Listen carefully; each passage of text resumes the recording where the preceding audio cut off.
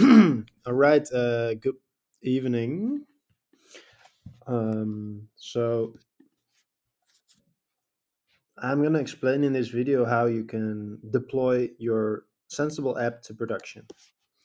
So here we have King, right? It's a Sensible app, and you have the apps here. You have you have the server here, and you have the packages, of course. And yeah, all in all, I think the server is supposed to be deployed uh, to a um, server in the cloud that we want to speak to via the API in production, right? So simply said, all you need to know really for simply deploying something in the most simple way is how to set up a Linux server in the cloud. And for that, I am using currently linode.com. Linode is a cloud service provider uh, and cloud computing at a cheap, affordable rate, and it's very stable. It's very good. You get notifications, you get emails. I pay about 5 or 10. No, I think of $10 for a normal server of like a gigabyte of RAM, and there you can do anything because just like what you do in your terminal, you should know that when you deploy something to production to your server is also in the terminal. So there's not much you that's different from when you are programming on your machine. So let's say we want to deploy this change to production. All we need to do is this change. We've got to ship it. And let's call it the test. You shipped it. You are amazing. And then we need to pull those things on production. So we don't have any automation in place at this moment. So I'm gonna log in. And as you can see here, I am now SSHing into the server. So this is the IP, this is the username. And yeah, when you log in, you will get some notifications and then you can just do anything. As you can see, this is just executing all the commands. Like most of the commands actually on Mac are pretty similar to the ones on Linux, Ubuntu. So this is running Ubuntu 18, I think.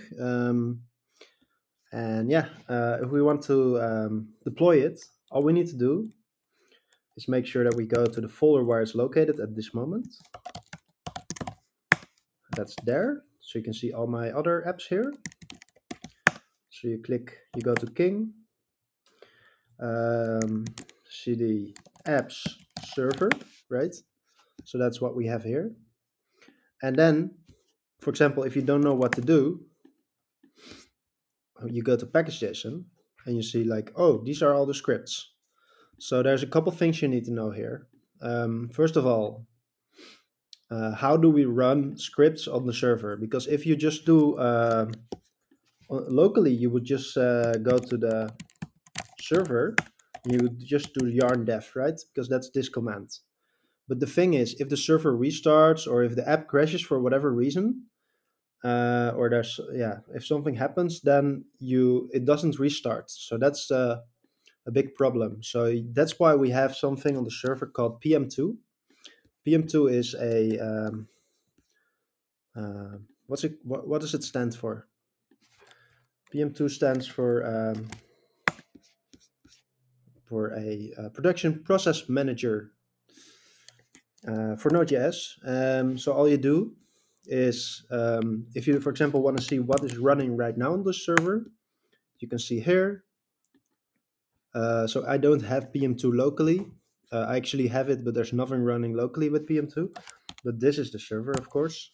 So what's running? So as you can see, there's a couple instances, and one of them is King. As you can see, it runs 4 times because this machine has 4 processors, 4 CPUs, or quad core or whatever. So that's why it can run 4 of them, for instances, and it's running in cluster mode. So as you can see in the scripts here in package.json, you have a couple PM2 commands. You have the restart command, you have the cluster command, where it sets up the PM2. It starts it, it names it king, and it does -i 0. That means that you do it with 0. It means all the processors that you can have, use them. And then you could just call the file, like start with this file. And you call the build file. And I also made this reload all command, so it's easy to do a complete new instance of PM2, or restart it at least, reload it. So it reloads the king with the same that you started it with. But before it does that, it first pulls the newest changes from Git. Then it installs everything if you have any new packages. Then you run yarn build, and then you reload it. So that's all what you do with reload all. So yeah, we can do it manually, but let's just run this command, okay? So now we do yarn reload all. And as you can see, it will run all those things. You see there's 2 lines of code changed. That's what we just did. Now it's building. Takes a bit longer than locally because it's a bit slower, this computer. But yeah, then it's done. And now you can pm2 ls to verify that it's online. And yeah, it's online. So that's good. I think we succeeded. And if you want to be 100% sure that everything is all right, you can easily log what's going on in the instance, because we don't have any terminal where it's shown what's happening, because if we leave the server, then the app would stop, right? So that's why we have pm2. So pm2 log is a way to log stuff from the instances that are running. So for example, for king, I can do pm2 log king, and I want to see the last 250 lines. And then you can see, okay, apparently it's running, it's synced. There is a SQLite unknown constraint error, but apparently it doesn't crash the app, so it's good for me. Maybe that's something we should fix in an issue. And yeah, it's just running. So there's also a couple errors here, but they can also be from previous runs. So it's not always the case that it's from this one. And there's no time indicator, so it's a bit hard sometimes to tell. That's why there's also a command to clean up the logs. You can look that up.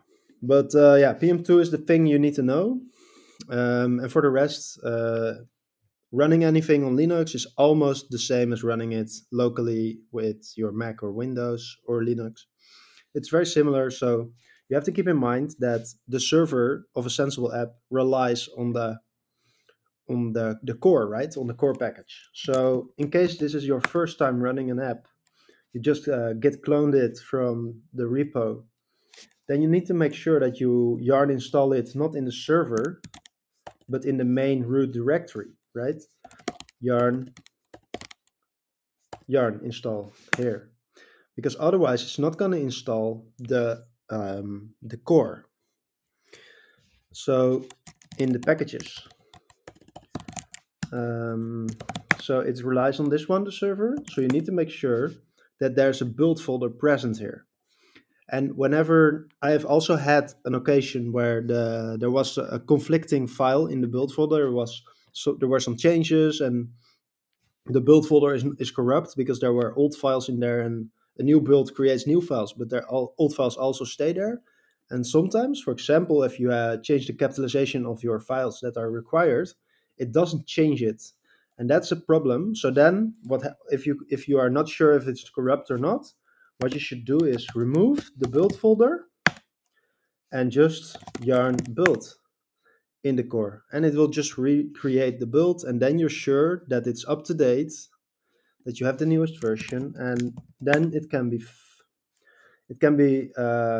included in the correct way from the server. So yeah, that's all you need to know. I think it's pretty similar to local, so you just should think about it like that. You're just running commands on the machine. The only difference is that the commands you're running, you see them locally, but they are applied on the machine somewhere in another country. That's it. I hope this helped. So in another video, maybe I could explain more of how the API is connected to this instance on the cloud, because that works with something called Nginx,